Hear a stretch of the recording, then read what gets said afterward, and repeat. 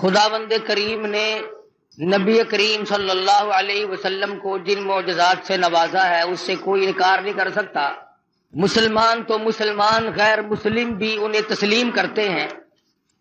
حضور اکرم صلی اللہ علیہ وسلم معراج شریف کی رات میں، ملاقات والی رات میں ان مقامات سے گزر رہے ہیں جو اللہ پاک نے معراج والی رات میں امت کے اعمال کے نتیجے کے طور پر دکھلائے۔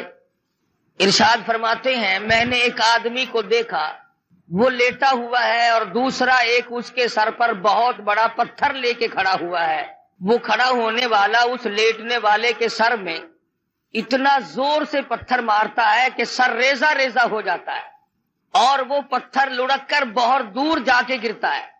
جب تک وہ پتھر اٹھانے کے لیے جاتا ہے جس نے مارا تھا، اس وقت تک وہ سر بالکل صحیح سالم ہو جاتا ہے اور وہ اس پتھر کو اٹھا کر لا کے پھر دوبارہ اس کے سر میں مارتا ہے۔ عرض کیا صحابہ کرام نے، یا رسول اللہ صلی اللہ علیہ وسلم، وہ کون آدمی ہوگا؟ ارشاد فرمایا، وہ آدمی جس کو اللہ نے قرآن کا علم دیا، قرآن کریم کی دولت دی، لیکن وہ بدعملی کرتا تھا، رات کو دن کو تغافل کرتا تھا، لوگ مصلی پہ اللہ اللہ کیا کرتے تھے، وہ سویا کرتا تھا۔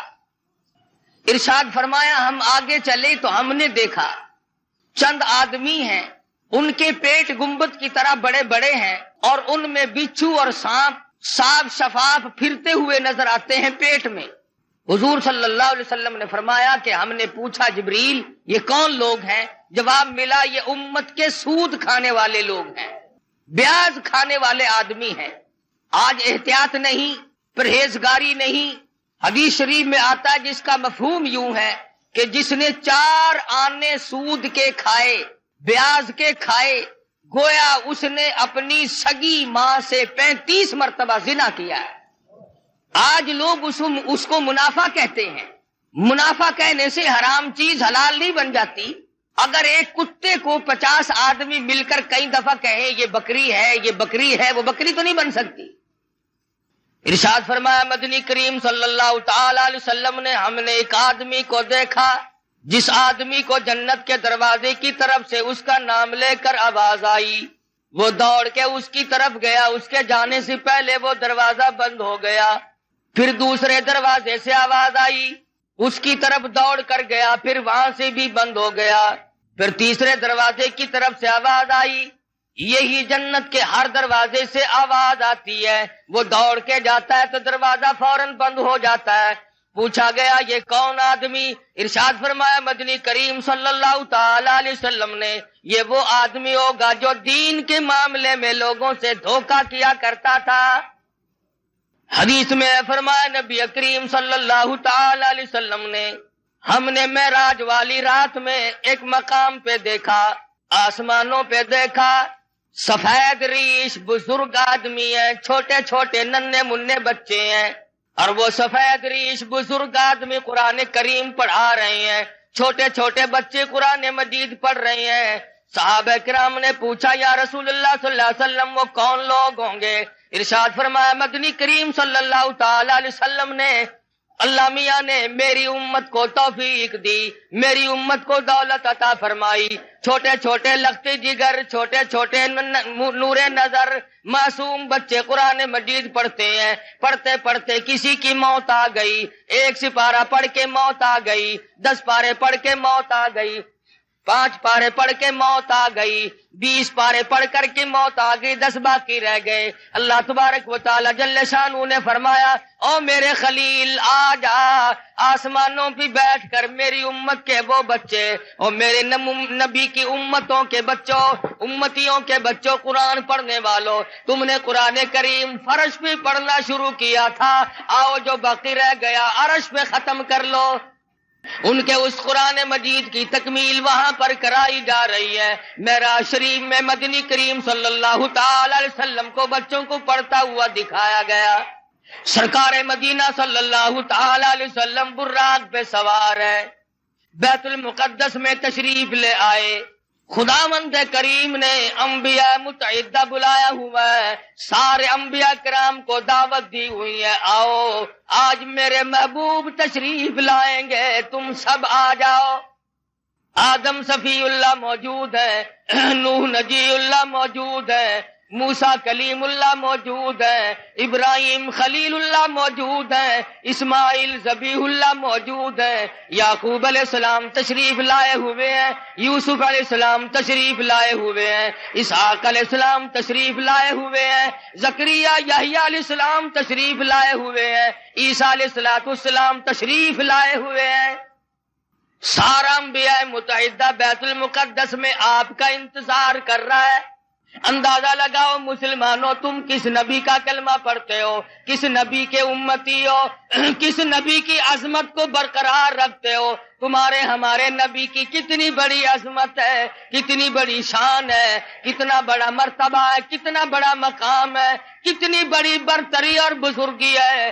1,24,000 انبیاء کرام تشریف فرمائے انتظار کر رہے ہیں آمنہ کے در یتیم کا۔ بیت المقدس میں براق پہ سوار ہو کر کے پہنچے، آپ نے انگلی کا، حضرت جبریل امین نے انگلی پتھر کو لگائی، اس میں سوراخ بن گیا، براق کو وہاں پر باندھ دیا گیا۔ مدنی کریم صلی اللہ علیہ وسلم اندر تشریف لائے۔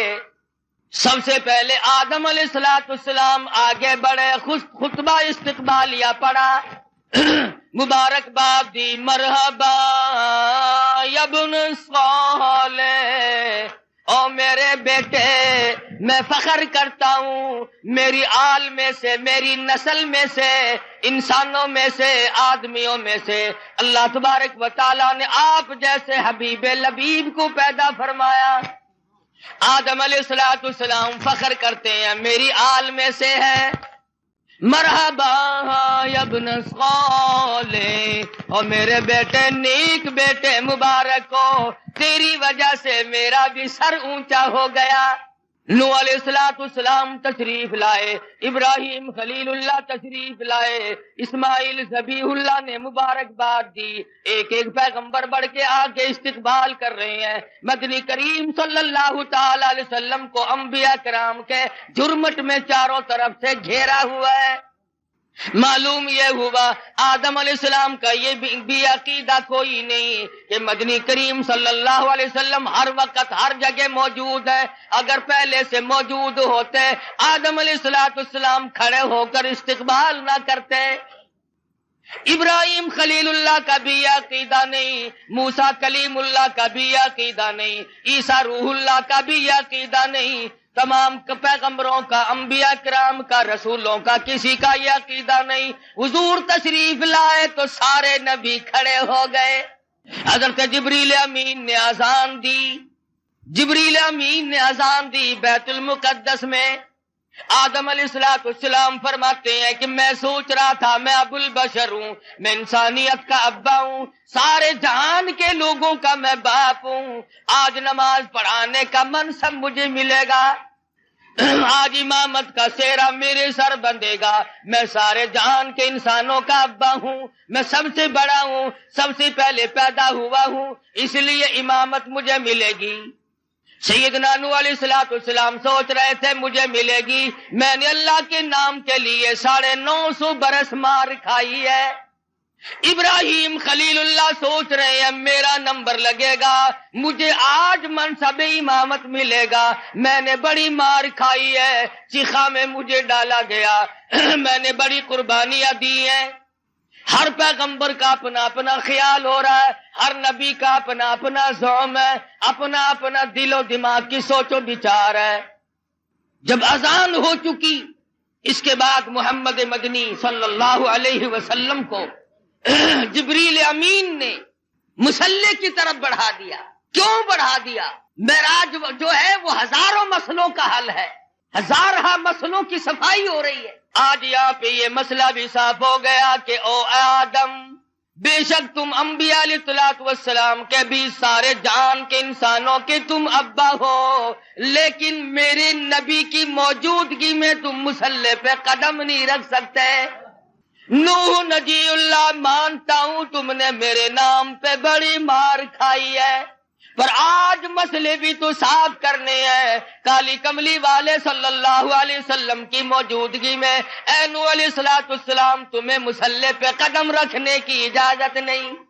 ابراہیم خلیل اللہ، ٹھیک ہے آپ نے میری توحید کے لیے بڑی بڑی مار کھائی ہے، بڑی بڑی تکلیف اٹھائی ہے، بڑی بڑی پریشانیاں جھیلی ہیں، مگر کالی کملی والے صلی اللہ علیہ وسلم کے ہوتے ہوئے آپ کو مصلی پہ قدم رکھنے کی اجازت نہیں، ذبیح اللہ کو اجازت نہیں، کلیم اللہ کو اجازت نہیں، عیسیٰ روح اللہ کو اجازت نہیں۔ یہ مسئلے صاف کر دیے گئے، جہاں میرا نبی موجود ہو، نماز پڑھانے کے لیے تیار ہو، مصلی کے بالکل قریب ہو، کسی کو مصلی پہ چڑھنے کی اجازت نہیں۔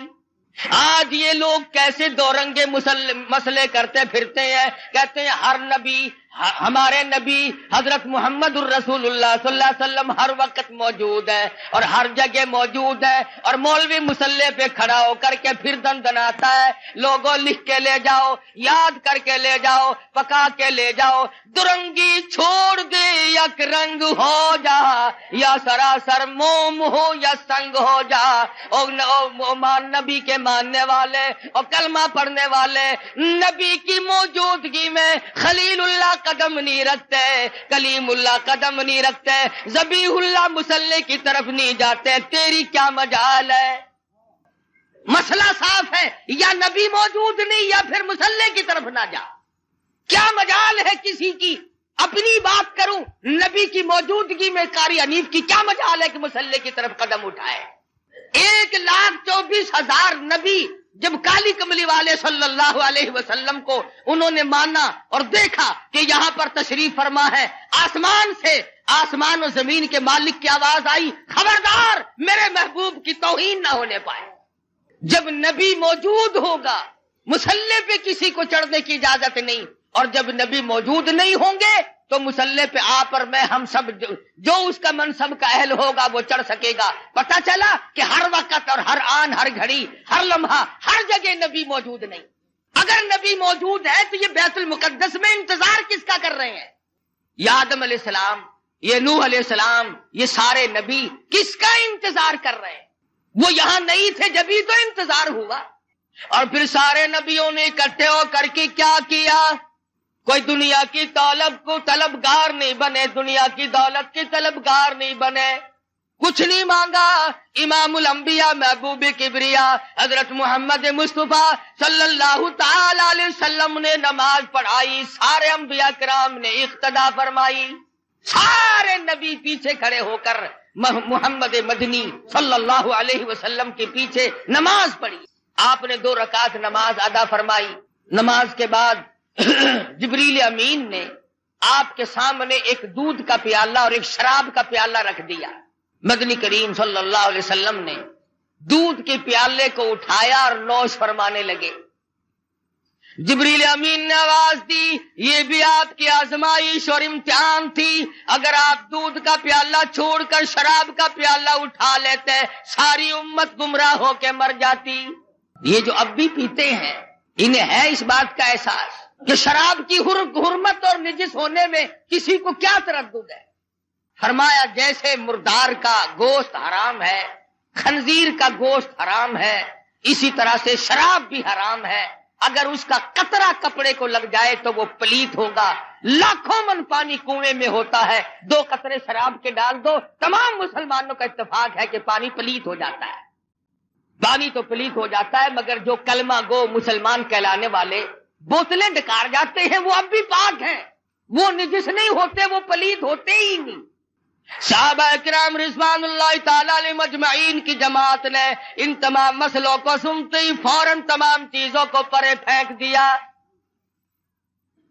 علماء کرام نے لکھا ہے جس دن شراب کی حرمت کا ذکر آیا قرآن مجید میں حکم نازل ہوا، مدینے پاک کی گلیوں میں شراب کا سیلاب آ گیا۔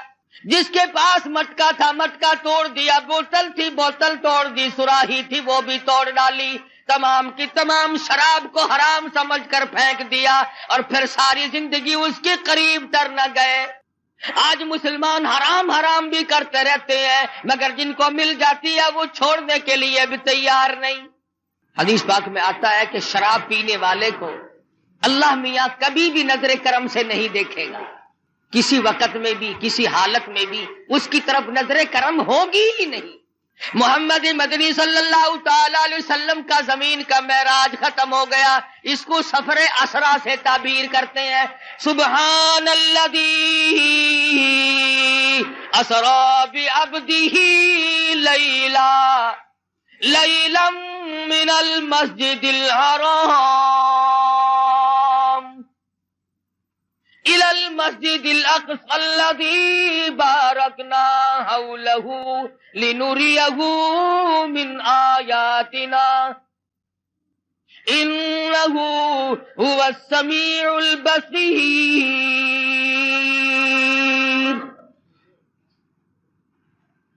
پاک ہے وہ ذات جس نے یہ سارا سفر کرایا، جو زمین میں بیت المقدس سے بیت الحرام سے لے کر کے بیت المقدس تک لے گیا، اور راستے میں بڑے بڑے عجائب دکھائے، بڑے بڑے منظر دکھائے۔ یہاں تک علماء کرام نے لکھا ہے کہ جنت و دوزخ کی بھی سیر کرائی۔ مدنی کریم صلی اللہ تعالی علیہ وسلم نے ارشاد فرمایا، جب میں نے جہنم کو دیکھا تو اس میں اکثریت عورتوں کی پائی۔ فرمایا جب میں نے جہنم کو دیکھا اس میں عورتیں زیادہ تھی، کئی حصے زیادہ مردوں سے عورتیں تھیں۔ صحابہ کرام نے عرض کیا یا رسول اللہ صلی اللہ علیہ وسلم اس کی وجہ کیا ہے؟ ارشاد فرمایا عورت کی ذات میں ناشکری بڑی ہے، 20 30 40 50 برس تک خامن اس کو کپڑا لا کے دیتا رہے، اچھے سے اچھا کھلاتا رہے، ایک دن اگر تنگی کا آ جائے تو فوراً کہتی ہے تیرے گھر میں ہم نے کبھی کچھ بھی نہیں دیکھا۔ دوسری وجہ ارشاد فرمائی دینیات کے معاملے میں بھی بڑے پیچھے رہ جاتی ہے، نماز کی پرواہ کم کرتی ہے، خامد کی نافرمانی کرتی ہے۔ وہ اس بات کو عار سمجھتی ہے کہ جس کے ساتھ میرا نکاح ہوا ہے میں اس کی اجازت کے بغیر ادھر ادھر نہ جاؤں اور میں تمام تر معاملات میں اس کی غلامی کروں۔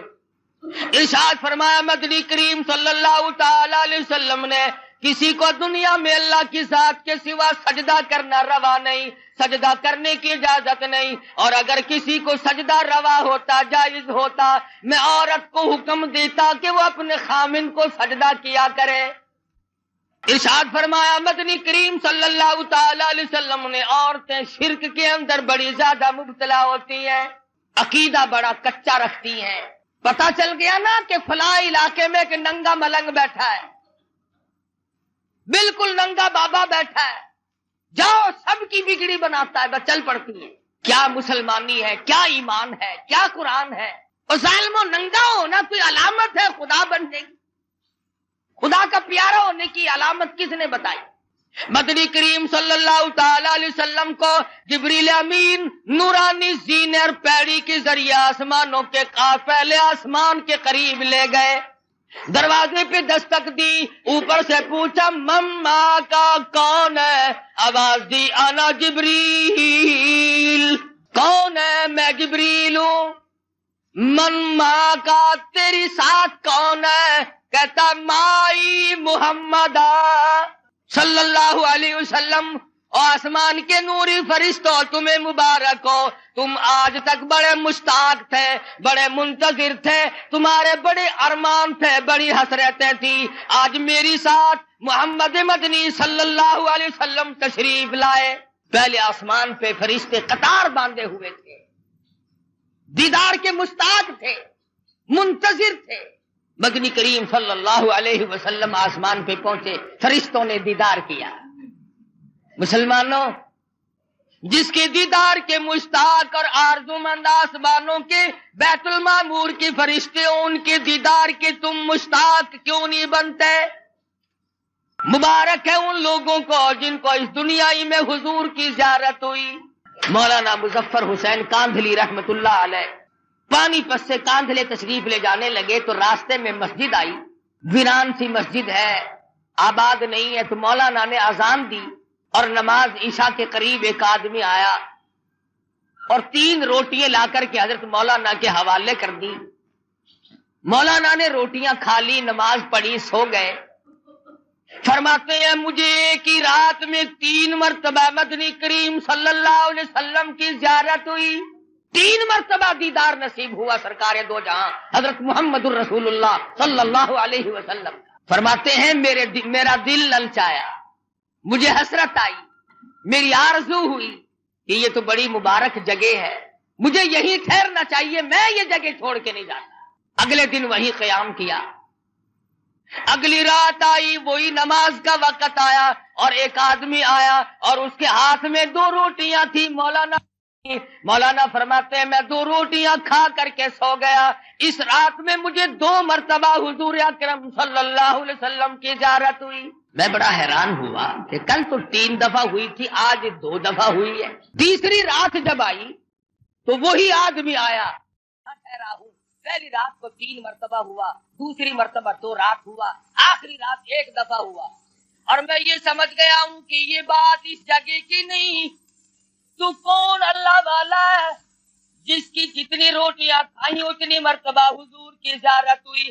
تیرے گھر کی 3 روٹیاں پہلی رات تو کھائی تو 3 مرتبہ دیدار ہوا، دوسری رات 2 کھائی تو 2 مرتبہ دیدار ہوا، تیسری رات 1 کھائی تو 1 مرتبہ دیدار ہوا۔ تو ایسا کیا عمل کرتا ہے؟ محمد مدنی صلی اللہ علیہ وسلم نے ایسے لوگوں کے دلوں میں محبت پکڑی ہے، امت کے وہ لوگ جو سب کچھ قربان کر دیں۔ وہ آدمی کہنے لگا مولانا مزدور آدمی ہوں، پہلے دن میری مزدوری اتنی بنی تھی کہ 3 روٹیوں کا آٹا تھا اور ہمارے گھر میں فاقہ تھا۔ میں 1 روٹی لے کے چلا، بیوی نے پوچھا کہاں چلے ہو؟ میں نے بتایا مسجد میں ایک مسافر ہے۔ وہ کہنے لگی میری بھی لے جاؤ، میں بھی فاقی پہ فاقہ کر لوں گی۔ چھوٹے بچے نے پوچھا ابا روٹی کہاں لے چلے؟ کہا بیٹا مسجد میں مسافر ہے۔ تو کہا ابا میری بھی لے جاؤ۔ فرمایا میں اپنی بھی، بیوی کی بھی، بچے کی بھی، تینوں کی لے آیا تھا، اور دوسرے دن بچے کی حالت خراب ہو گئی۔ میں نے اور میری بیوی نے تیسرے دن بھی فاقے پہ فاقہ کر لیا، اور آج چوتھا دن جب ہو گیا تو بیوی کی بھی حالت خراب ہو گئی، اس کے نام کی بھی اس کو دے آیا ہوں۔ کل کو 5واں دن ہو جائے گا، مجھے اپنا اعتبار نہیں، اس لیے عرض کرتا ہوں کل کو آپ یہاں پر تشریف نہ رکھیں۔ اس دنیا میں، اس زندگی میں جہاں جیتے جاگتے بے شمار لوگ ایسے ہیں جن کو محمد مدنی صلی اللہ علیہ وسلم کی زیارت ہوئی، مگر شرط یہ ہے کہ آدمی سنت کا تابع دار ہو، پیروکار ہو، محمد مدنی صلی اللہ علیہ وسلم کی غلامی وہ اس قدر کرتا ہو، اس کی زندگی سنت کے راہ پر ہر وقت مر مٹنے کے لیے تیار ہے۔ ہمیں تو سنتوں سے آر ہے، ہمیں سنتوں سے نفرت ہے، بدعت سے پیار ہے، اور ہم ایسے لوگوں کو بڑا تلاش کرتے ہیں۔ ہمیں تو ایسے بزرگوں کا ساتھ ملا، ایسے اکابر کا ساتھ ملا، کہتا ہے قبا پوشی کی پردے میں جو عیاشی کی رسیا ہو، قبا پوشی کے پردے میں جو عیاشی کی رسیا ہو، میں ایسوں کو شیوخ و صوفیہ کہہ دوں یہ مشکل ہے۔ کتامی جب کھا جائے درخواست کی بستے ہو آنکھوں میں، امی میں نے بخاری اور لاہوری کو دیکھا ہے۔ کا ڈالتے ہیں جن لوگوں کے ایمان کا بیڑا غرق کرتے ہیں، ان کے پاس جانے سے میرا کیا مسئلہ ہے؟ لمبے لمبے کرتے پہن لینا، ٹخنوں تک کے چوغے، 1000 دانوں کی تسبیح، اور یہ معلوم نہیں کہ احکم الحاکمین کے حکموں کی بجاوری ہو رہی ہے کہ نہیں، سرکار مدینہ حضرت محمد الرسول اللہ صلی اللہ علیہ وسلم کی غلامی اور تابعداری بھی ہو رہی ہے کہ نہیں۔ آج ان تمام صورتوں میں میں اور آپ ہم سب پیچھے رہ گئے۔ صحابہ ایک ایک سنت پہ جان دیتے تھے، ارے یہ آسمان والے فرشتے حضور کی صورت دیکھنے کے لیے بےتاب ہیں۔ آج ہم بےتاب کیوں نہیں ہوتے؟ کتنے لوگ ہیں ہم میں سے جن کی یہ تمنا ہے کہ اے کاش زندگی میں ایک مرتبہ آقا دو عالم صلی اللہ علیہ وسلم کی زیارت ہو جائے. جب تمنا ہی نہیں، آرزو ہی نہیں، تو ہوگی کیسے؟ اور کون سی وہ صورت بنے گی جس صورت میں جا کر کے ہم ان تمام چیزوں کو کامیابی سے ہمکنار کر سکیں گے؟ خداوند کریم نے اتنا اونچا مقام، اتنا اونچا مرتبہ عطا فرمایا کہ سدرۃ المنتہا کے فرشتے منتظر کھڑے ہیں، بیت المعمور کے فرشتے، نوری فرشتے منتظر کھڑے ہیں، جبریل امین ساتھ آئے ہیں، سارے آسمان میں شور مچا ہے، آؤ زیارت کرو امام الانبیاء.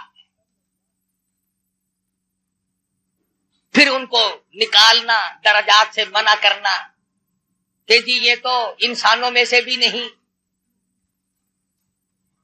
یہ تو آدم علیہ السلام کی آل میں سے نہیں، یہ کوئی مسائل ہے؟ کھلی ہوئی بات کا انکار کرنا. حضور اکرم صلی اللہ علیہ وسلم تشریف لے جا رہے ہیں، بیت اللحم آیا جہاں عیسیٰ علیہ السلام پیدا ہوئے تھے، وہ مقام آیا. جبریل امین نے عرض کیا یا رسول اللہ تشریف لے آؤ، نیچے اتر آؤ، یہاں 2 رکعت نماز ادا کرو. یہ مولود عیسیٰ ہے، یہ عیسیٰ علیہ السلام کی پیدائش کی جگہ ہے، آپ یہاں پر نیچے نزول فرمائیے. مدینہ پاک آیا، فرشتے نے بتایا کہ یہ آپ کی ہجرت گاہ بنے گی، آئیے نیچے 2 رکعت نماز ادا کیجیے. ہر مقام پہ نماز ادا ہو رہی ہے. سوال کرو پروردگار عالم کیا بات ہے، لفظ عبد کیوں استعمال کیا؟ کیوں نہیں فرمایا اسرا بنبیہ؟ میں نے سیر کرائی اپنے نبی کو، اسرا برسولہ. کیوں نہیں فرمایا اسرا بنورہ؟ نہیں فرمایا. فرمایا او لوگو تمہیں کیا معلوم ملاقات والی رات ہے، معراج والی رات ہے. خدا کی قسم اس رات کی عظمتوں کا کیا کہنا جس رات کو امام الانبیاء محبوب کبریا حضرت محمد مصطفیٰ صلی اللہ علیہ وسلم مہمان بنے ہوں. اللہ کریم میزبان بناؤ. الى المسجد الحرام الى المسجد الاقصى، مسجد اقصی تک درمیان میں چل رہے ہیں. ایک عورت آتی ہے اور حضور اکرم صلی اللہ علیہ وسلم کو سلام کہتی ہے. حضور اس کو جواب دینے لگے. جبریل امین نے روک دیا کہ آپ اس کے سلام کا جواب نہ دیں ورنہ پوری امت گمراہ ہو جائے. ہاں پوری امت گمراہ ہو جائے گی. کیوں؟ کہ یہ دیکھنے میں عورت ہے، یہ حقیقت میں دنیا ہے جو گمراہ کرتی ہے لوگوں کو. آپ اس کے سلام کا جواب نہ دیں. پتا چلا کہ عورت کا روپ دھار کر دنیا میں معراج والی رات میں پیغمبر خدا صلی اللہ علیہ وسلم کے سامنے آئی. آج آپ تجربہ کر لیں، پوری دنیا کو اس وقت عورتوں نے لپیٹ رکھا ہے. اچھا بھلا آدمی حاجی نمازی ہوتا ہے، نیک ہوتا ہے، ذرا سا منہ بنا کر کے بیوی کہتی ہے آسے پاسے ہر کسی کے گھر ٹی وی لگ گئی ہے، ساڑھے گھر کا ہی نہیں. تو اون ویلے سو کے حاجی کی جان نکل جاتی ہے. جو بچارا یہ آکھے نا تیری طبیعت سیٹ نہیں رہندی، آکھے کیویں طبیعت سیٹ رہے؟ کوئی ویلا گزرن تے تساں میرے واسطے ہیلا کیتا ہے؟ کوئی ریڈیو، کوئی ٹی وی، کوئی ٹیپ، کوئی سے ہووے نا. خبر کا بالکل فکر نہیں. تمام لوگ ایک دوسرے کے ساتھ رو میں بیٹھے ہیں اور پھر دوسروں کی عورتوں والی بات تو دنیا کیا کرتی ہے. فلانے ملک کی عورت یوں ہے، فلانے ملک کی عورت یوں ہے. اور پاکستان کے مسلمانوں تمہیں شرم نہیں آتی؟ تم ٹی وی پہ فلموں پہ اپنی بیٹیوں کے ناچ دیکھ کر بڑے خوش ہوتے ہو، اپنی بہنوں کو ناچتا ہوا دیکھ کر، بدماشی کرتے ہوئے دیکھ کر بڑے خوش ہوتے ہو. گورنمنٹ بڑی راضی ہے کہ ہم نے 3 طریقے سے لوگوں کو بدماش بنانا شروع کر رکھا ہے، ریڈیو کے ذریعے، ٹی وی کے ذریعے، اخبارات کے ذریعے، پورے ملک کو، پوری قوم کو بدماش بنانے کا پروگرام تقریباً 8-10 سال سے چل رہا ہے اور بنا دیا بدماش۔ شرافت کا جنازہ نکل گیا، غیرت کا تختہ ہو گیا، ڈوب کے مر جائے ہم مسلمان کہلاتے ہوئے۔ مدینے پاک میں اللہ پاک ہر ایک کو زیارت نصیب فرمائے۔ ایک عورت گزر رہی ہے، بڑی خوبصورت ہے، بڑی حسینہ ہے، بڑی جمیلہ ہے، بہت انداز ہے، بڑی شوق نظر ہے، آنکھیں بڑی خوبصورت ہیں، ویسے پردے میں تھی، ایک آنکھ ذرا کھل گئی، ایک دیوانے نے دیکھ لی، وہ کہنے لگا میں اس آنکھ پہ فریفتہ ہو گیا ہوں، میں مر گیا ہوں اس آنکھ پہ۔ گھر گئی، چاقو لیا، آنکھ نکال کر اس دیوانے کے پاس بھجوا دی کہ تجھے اس سے عشق تھا، یہ آنکھ سنبھال لے۔ پڑوسنوں نے کہا، عورتوں نے کہا، ارے آنکھ کھو دی، کہانی ہو گئی، چہرہ بگڑ گیا۔ کہنے لگی جس آنکھ کو غیر آدمی دیکھ کر مستی کرتا ہو اس آنکھ کو رکھنا جائز نہیں۔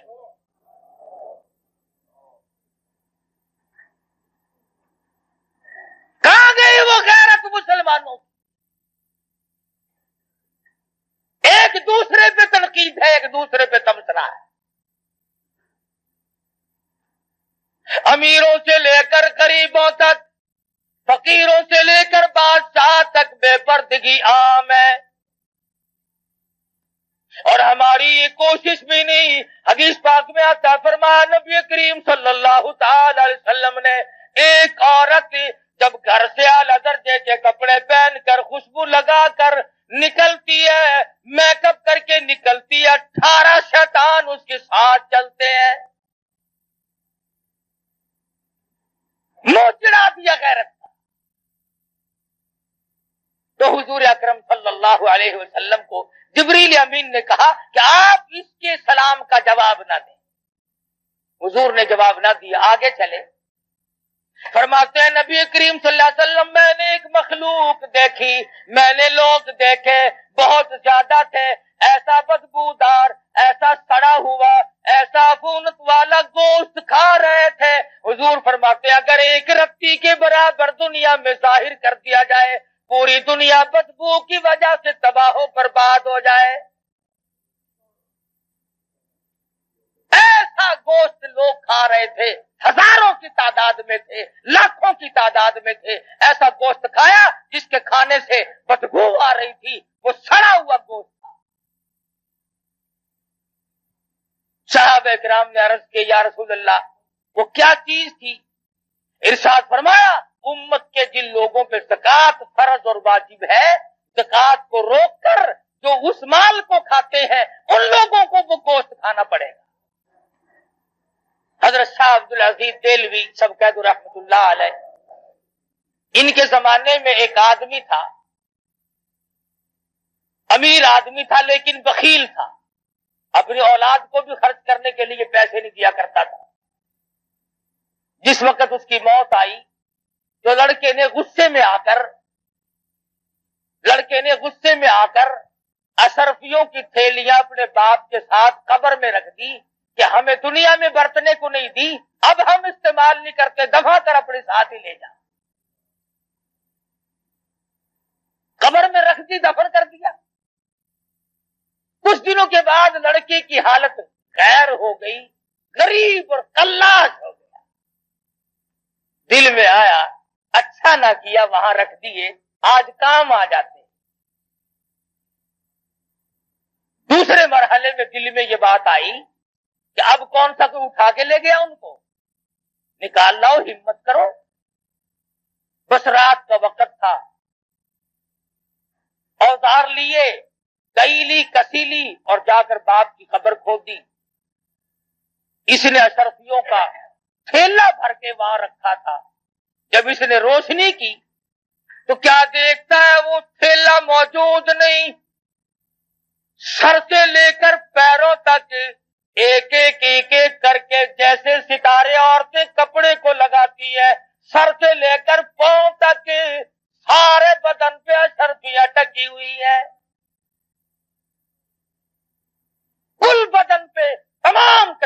بدن پہ ایک ایک کر کے ستارے لگے ہوئے ہیں، اشرفیہ یوں ٹکی ہوئی۔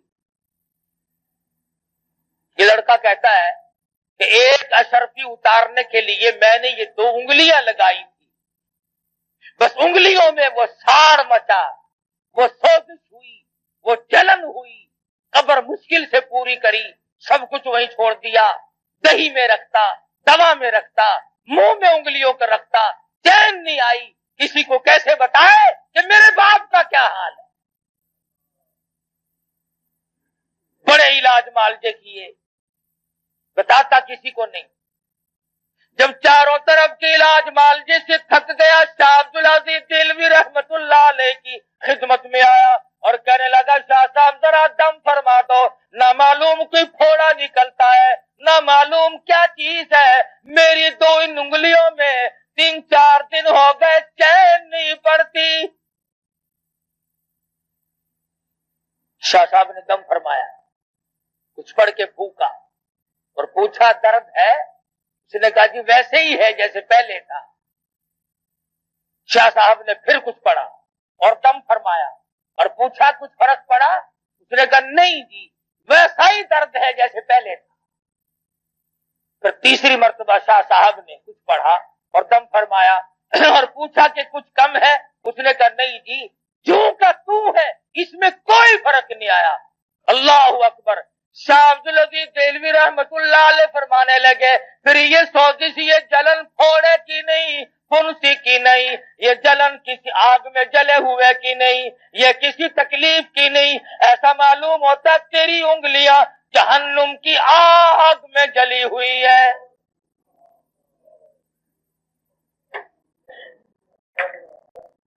ان کو بجھانے کے لیے سمندر کا پانی کافی نہیں، دریا کا پانی کافی نہیں، ندی نالوں اور کنووں کا پانی کافی نہیں، دوا دم درود کافی نہیں، ان کو بجھانے کے لیے صرف ایک پانی کام دے گا۔ پھر اس نے شاہ صاحب کے سامنے بات کھول دی کہ آپ کا فرمان صحیح ہے، ایسے ایسے کر کے میں نے اپنے والد کی قبر کو کھودا اور اشرفی اتارنے کے لیے یہ 2 انگلیاں لگائی تھی، اس دن سے آج تک ان میں چین نہیں پڑتی۔ حضرت شاہ صاحب نے فرمایا جہنم کی آگ کو بجھانے کے لیے صرف ایک پانی خلوت میں چلا جا، علیحدگی میں چلا جا اور جا کر کے 2 رکعت نماز ادا کر اور اس کے بعد اللہ کے حضور میں گڑ گڑا کے رو رو کے دعا مانگ، آنکھوں سے نکلا ہوا آنسوؤں کا پانی یہاں پہ لگا، خیر آ جائے گی۔ چنانچہ اس نوجوان نے ایسا ہی کیا کہ وہ رویا، گڑ گڑایا، عاجزی کی، اللہ پاک کے حضور میں دعا مانگی اور آنسوؤں کا پانی لگایا تو فوراً شفا ہو گئی۔ شاہ صاحب نے فرمایا جہنم کی آگ کو آنکھوں کے پانی کے سوا کوئی پانی نہیں بجھا سکتا۔ فرمایا ہم نے دیکھا ان لوگوں کو جو بدبودار گوشت کھا رہے تھے اور وہ لوگ ہیں جو زکات کے مال کو روک کر کے اس مال کو خود کھا لیتے ہیں، بہانے کھاتے رہتے ہیں۔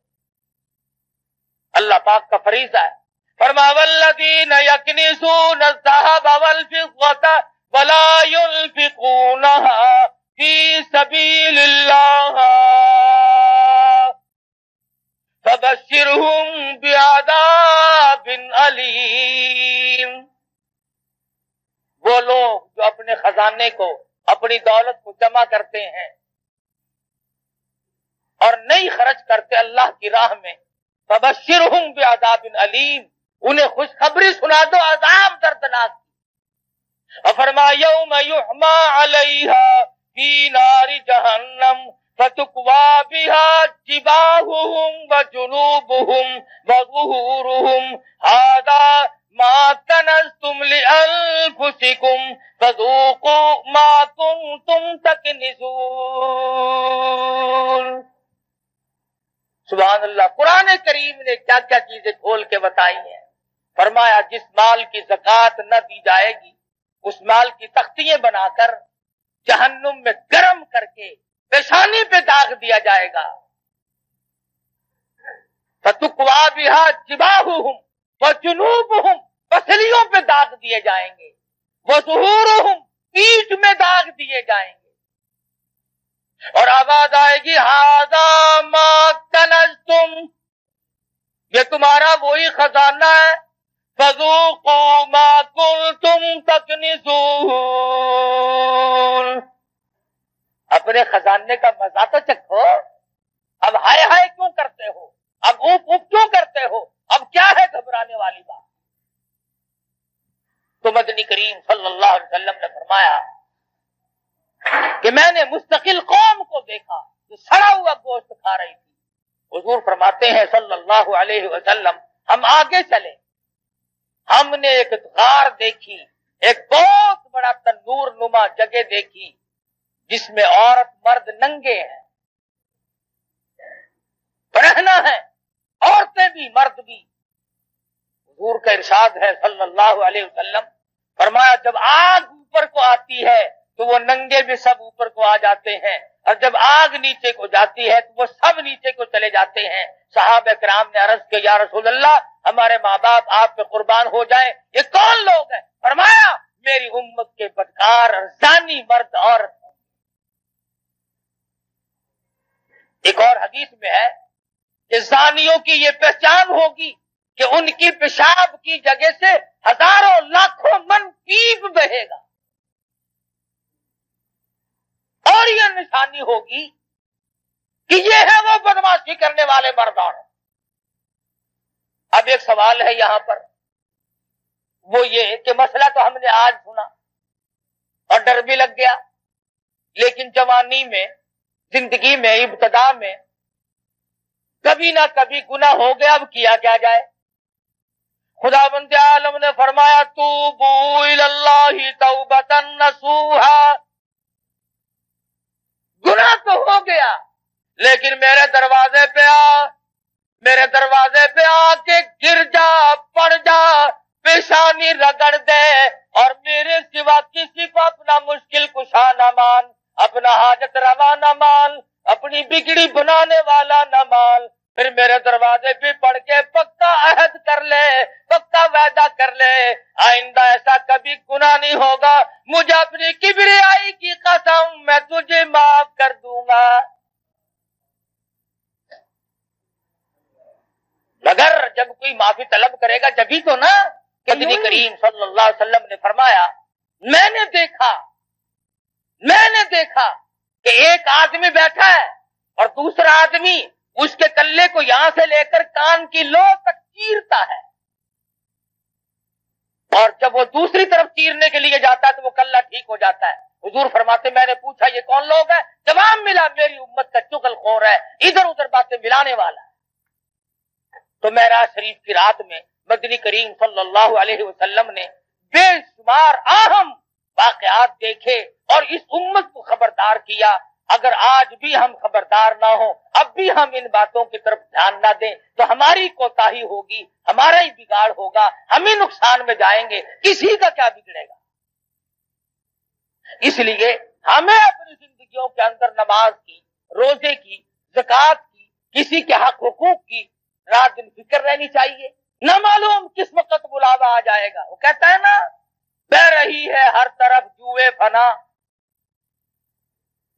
ہر سب کے سب ہے راہ رو سوئے فنا، بہ رہی ہے ہر طرف جوئے فنا، اور آ رہی ہے ہر چیز سے بوئے فنا۔ ارے نہ تم رہو گے نہ میں رہوں گا، ہم سب ایک دن قبر کے کیڑوں کی نظر ہو جائیں گے۔ اپنے زندگی کے بارے میں سوچو اور اس پر عمل کرنے کی کوشش کرو۔ اللہ پاک مجھے اور آپ کو اس معراج والے نبی کے طفیل معاف کر دے، معراج والے نبی کے صدقے میں ہماری نجات فرما دے۔ وآخر دعوانا ان الحمدللہ رب العالمین۔